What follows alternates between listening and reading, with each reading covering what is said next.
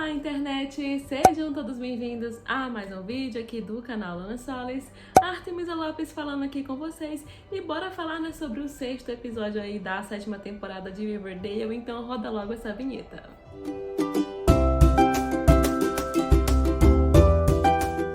Bom, gente, trazendo aqui mais um review de Riverdale aí pra vocês e assim, enquanto aqui o último episódio, o episódio 5, nós tivemos aí um episódio que foi meio que encheção de linguiça, né? Foi um episódio ali que focou um pouco, né, nos quadrinhos, né? Meio que quase como se fosse uma homenagem aos quadrinhos, né? Como eu mencionei ali no meu review, focou bastante nisso. E já aqui nesse episódio nós voltamos, né, a trama normal que a gente tá acompanhando aí nessa 7ª temporada. E assim, eu achei esse episódio muito curioso, de certa forma, né? Porque ele me dividiu muito, assim, em alguns aspectos, né? Porque teve coisas que eu gostei e já teve outras coisas, assim, que eu não gostei tanto, assim, sabe? E assim, gente, eu vou começar falando aqui, né, da trama do Jughead, né, aqui nesse episódio. E assim, gente, eu achei uma trama meio, sabe, chatinha, meio sem graça, quase que desinteressante, né? Porque eu entendo, né, que o Jughead aqui nessa temporada, né, já que é um reboot, né, eles estão muito batendo na tecla, né? O Roberto, ele tá batendo muito na tecla de querer realmente trazer esse cenário, né, essa coisa dos quadrinhos aqui pra série, né?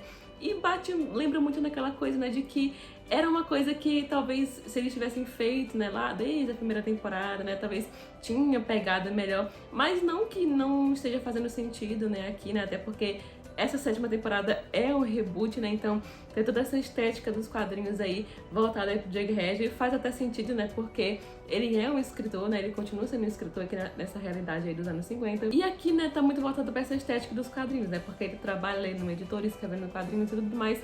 Só que a trama aqui desse episódio eu já achei meio desinteressante, sabe? Porque basicamente aqui a gente tem, né, o Jughead lidando com um plágio que tá acontecendo ali dentro da editora, né, que a editora pra que ele tá trabalhando tá plagiando ali o trabalho de outro escritor. E aí rola toda uma coisa de que ele vai atrás desse escritor pra alertar ele, aí do meio pro fim ele acaba se aproximando desse escritor. Em dado momento eu até pensei que ia se desenrolar alguma coisa mais séria em cima desse escritor, né? Tipo, sei lá, que ele ia se revelar alguma coisa, ia ter algum segredo envolvendo ele, alguma coisa assim nesse sentido. Mas aí do meio pro fim, né, não teve nada disso, né? Do meio pro fim, ele acaba descobrindo que esse escritor, ele tá ali com uma história nova e ele meio que encoraja esse escritor pra publicar essa história e o escritor é meio rude com ele. E aí do meio pro fim rola toda uma questão de que o Jughead acaba publicando, né, uma história ali meio que como um coautor e acaba publicando ali essa história dentro dessa editora. E isso acaba gerando um probleminha pra ele lá no finalzinho do episódio, né, porque o diretor da escola acaba descobrindo e ele não gosta muito disso, né, porque, como vem sendo mencionado, né, nos episódios anteriores, que os quadrinhos, eles não são muito bem vistos ali nessa realidade ali dos anos 50. Então, isso muito provavelmente vai ter consequências aí pro Jughead aí nos próximos episódios, né, talvez não no próximo episódio, porque eu já assisti a promo do próximo episódio e parece que vai ser relacionado com dança, uma coisa assim, talvez não vá focar nisso, eles não vão tocar nesse assunto, talvez só no outro episódio, né, mas ficou esse ganchinho, essa pontinha solta aí. E assim, gente, assim, eu achei essa trama meio desinteressante, sabe? Como eu mencionei, eu entendo, né, a estética que eles quiseram trazer, só que a Ethel, ela foi esquecida no churrasco aqui, né, gente? Desde que ela foi aprisionada ali com as irmãs da Serena Misericórdia, não se ouviu mais falar dela. Eu acho que talvez eu senti falta, sabe, dessa pegada de mistério da série, né, que pelo menos estava dando a entender, né, que deu a entender que ia ser focada nessa coisa do Jughead e da Ethel, né, que eles iam trazer essa pegada de mistério da série, que foi o que pegou muita gente lá na primeira temporada, né, já se tratando que é o reboot ali da primeira temporada, não, como se fosse o início da série novamente, né. Eu senti falta dessa coisinha aqui nesse episódio, né? Então, assim, eu pensei que talvez, né? Mas é uma opinião muito particular minha mesmo, que eu acho que seria mais interessante se eles tivessem continuado nessa pegada aí do mistériozinho da Ethel, sabe? Pensar em alguma forma de trazer isso de volta, né? Sei lá, o Jughead tentando ir atrás dela, né? Encontrando alguma pista nova sobre essa morte dos pais dela, sabe? Tipo assim, qualquer coisa, né? A Ethel, ela simplesmente ela não foi nem mencionada, ela foi esquecida, sabe? Eu fiquei tipo, gente, sabe? Eu fiquei sem entender, sabe? E assim, eu não sei se foi proposital, né? Eu não sei se realmente eles esqueceram e estão guardando alguma coisa pros próximos episódios, né? Não sei se é o caso ou se realmente é uma trama que eles não vão desenvolver mais, sabe? E eu ficaria muito triste se isso acontecesse, né? Mas eu acho que não vai ser o caso, porque não é possível que a personagem da Ethel, toda essa trama que foi criada em cima do assassinato dos pais dela vai ser esquecido, porque foi uma coisa muito forte que eles ficaram batendo na tecla nos 2 episódios, e aí teve esse último episódio que foi um episódio meio avulso, um episódio meio filler, e aqui ela não foi mencionada, e parece que no próximo episódio também não vai ter nada focado nisso, pelo que dá a entender no trailer. Então, assim, sabe, eu fiquei pensando muito nessa questão, né? Será que a Ethel foi esquecida mesmo, ou ela foi esquecida propositalmente? Porque eles estão guardando, né? Estão deixando a gente curiosos, né? Propositalmente aí pros próximos episódios. Então, toda essa trama aqui do Jughead nesse episódio, eu achei pessoalmente bem desinteressante, mas eu entendo, né, a estética que eles quiseram trazer aí dos quadrinhos, trazendo todo esse lance do Jughead, pelo fato dele ser escritor também, né? Mas senti falta da trama da Ethel, de alguma nova pista, alguma coisa, qualquer coisa, mas eu aposto na teoria de que eles estão guardando isso aí mais pra frente aí nos próximos episódios. E outra coisa bem curiosa sobre esse episódio também, né, gente, foi a amizade da Betty e da Verônica, gente, né, que novamente, né, pelo menos pra mim, me lembrou muito ali, né, a primeira, a segunda temporada, que tinha ali a amizade delas, e basicamente a gente teve toda uma trama envolvendo elas duas, né, da Verônica meio que indiretamente sendo cupida ali de Bart, né, gente, que ela foi ali, ó, aqui o cupido de Bart aqui nesse episódio, né, e basicamente ela meio que ajuda a Betty aqui a ser uma mulher mais, né, que tenha uma desenvoltura, né, ajudar ela a se sentir uma mulher mais atraente, né, conversar com ela aí sobre esses assuntos, e se tem todo um desenvolvimento em base em cima disso pra, né, alavancar aí a amizade delas. E eu confesso que eu amei ver isso aqui nesse episódio.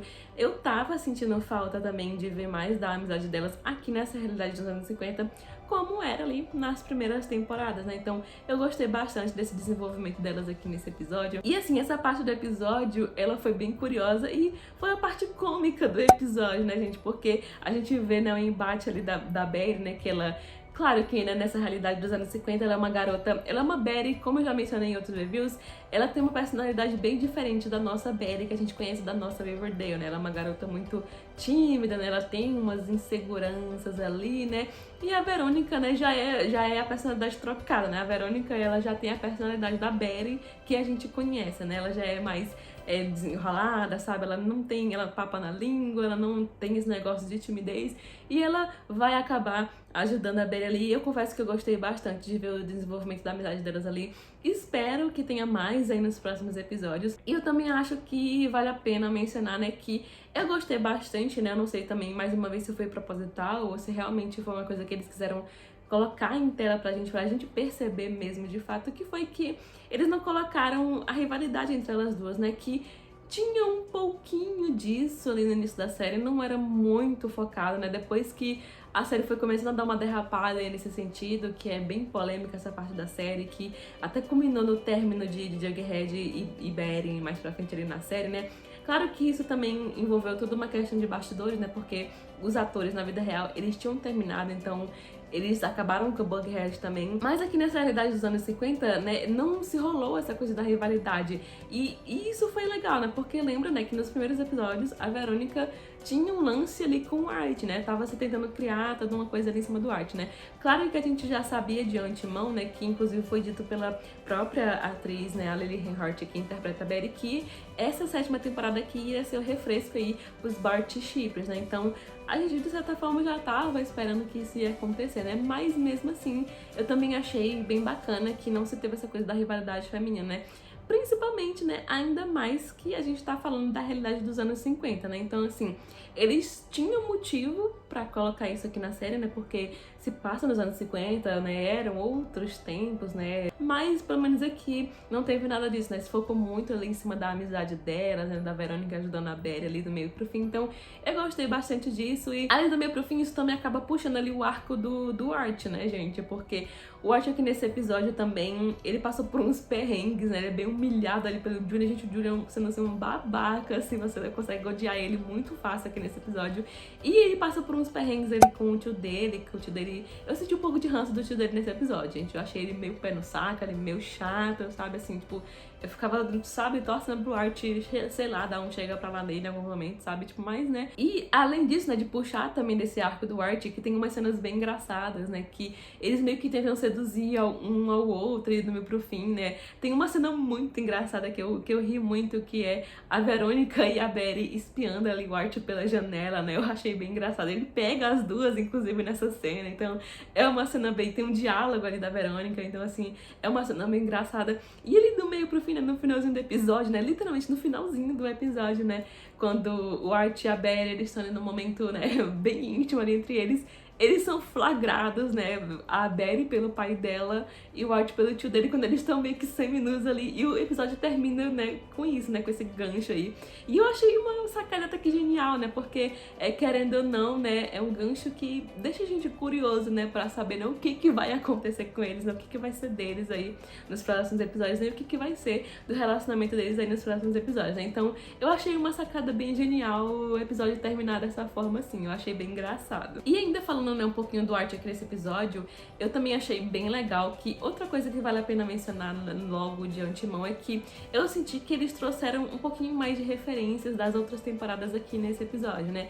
E isso também acaba, né, se refletindo ali no arco do Art aqui nesse episódio, né? Que eles, de certa forma, trouxeram, né, uma homenagenzinha, né, querendo ou não, né, ao pai, né, ali do Art, né, o ator falecido Luke Perry, né, que infelizmente, né, ali, se eu não me engano, pro finalzinho da terceira temporada, ali, quando tava indo pra quarta temporada, né, o ator, infelizmente, ele acabou falecendo, né, na vida real. Então, inclusive, né, o primeiro episódio da quarta temporada é um episódio especial, né, o episódio ali avulso, que foi um episódio inteiro, que foi criado pra homenagear, né, ali o ator e despedida do personagem, né, porque eles tiveram que matar o personagem na série, porque o ator, infelizmente, acabou falecendo ali na vida real, né. E aqui nesse episódio eu senti que eles trouxeram, de certa forma, uma homenagem para ele, né, porque lembrando, né, que é como se fosse a primeira temporada, né, então eles trazerem isso pros fãs que assistiram e que sabem da história trágica por trás ali do sumiço do personagem, né, eu achei bem legal, achei bem curioso, delicado, né, de certa forma também deles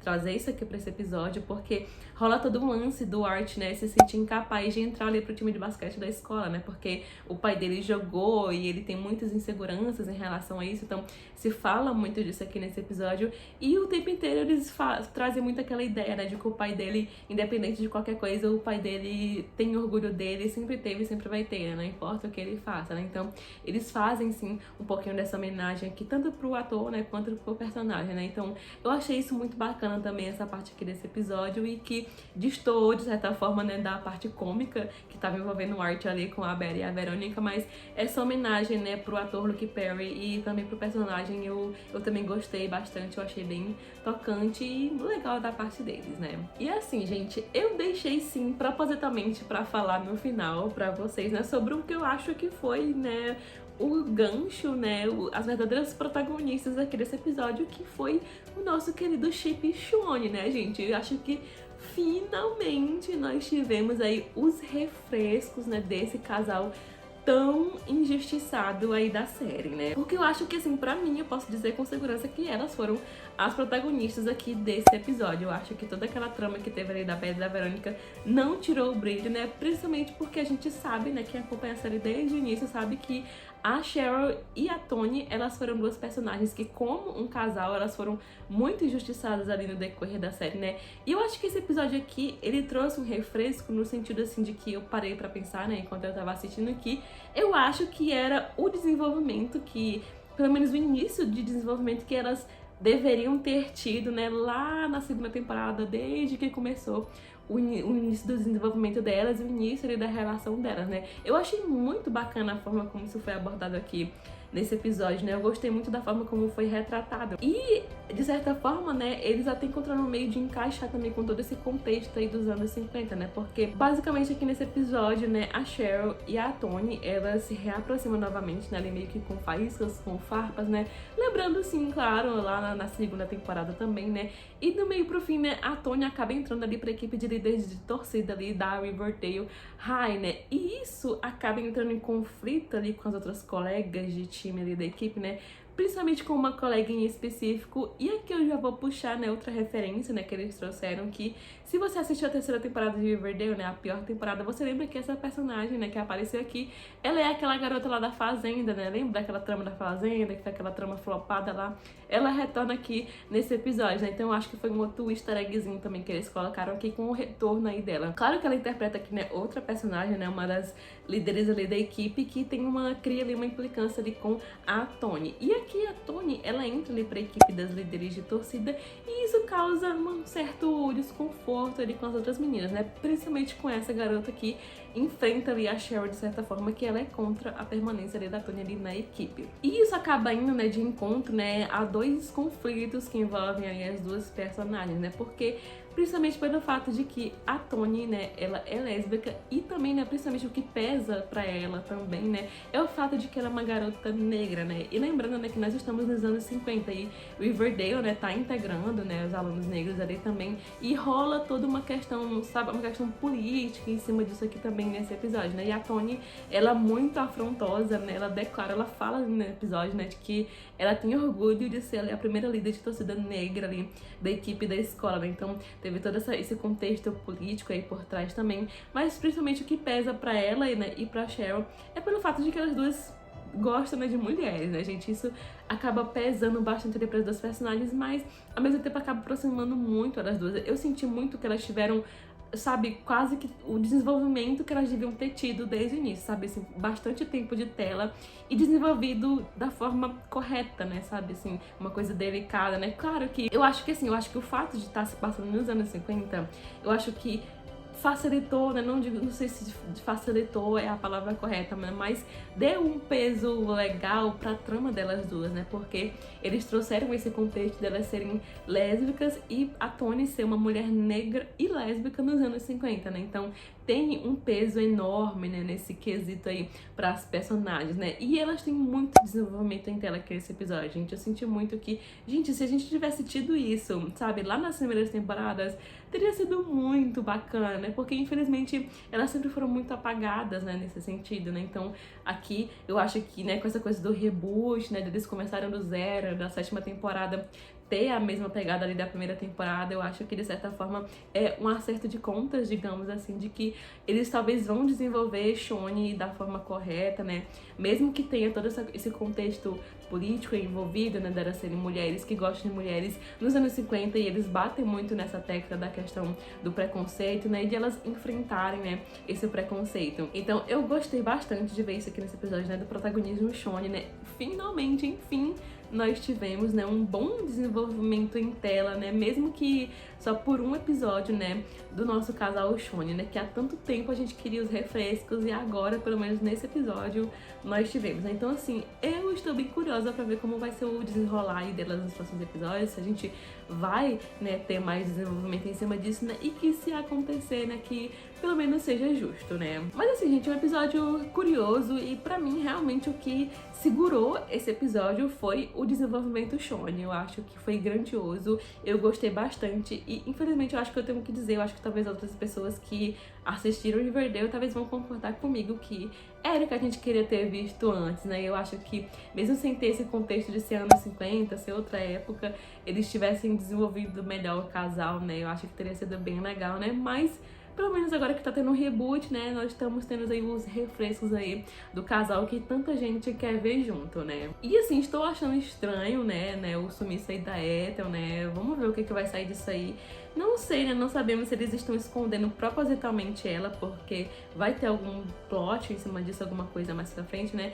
É a minha teoria, né, o que eu aposto que vai ser, porque eu duvido muito que eles vão esquecer, né, o plot dela aí pros próximos episódios, né. Mas vamos torcer para que tenha mais desenvolvimento em cima disso e que, né, ela não tenha sido literalmente esquecida ali no churrasco, né? O que eu acho que não, né? Eu queria ter visto mais do Jughead investigando isso, indo atrás disso, né? Mas vamos ver, né, o que vai ser aí dessa trama da Ether nos próximos episódios. Então é isso, pessoal. Vai ficando por aqui mais um review de Riverdale pra vocês. E se você gostou do vídeo, curte o vídeo, se inscreve no canal, ativa o sininho pra não perder os próximos reviews aí do canal. E até a próxima. Tchau, tchau!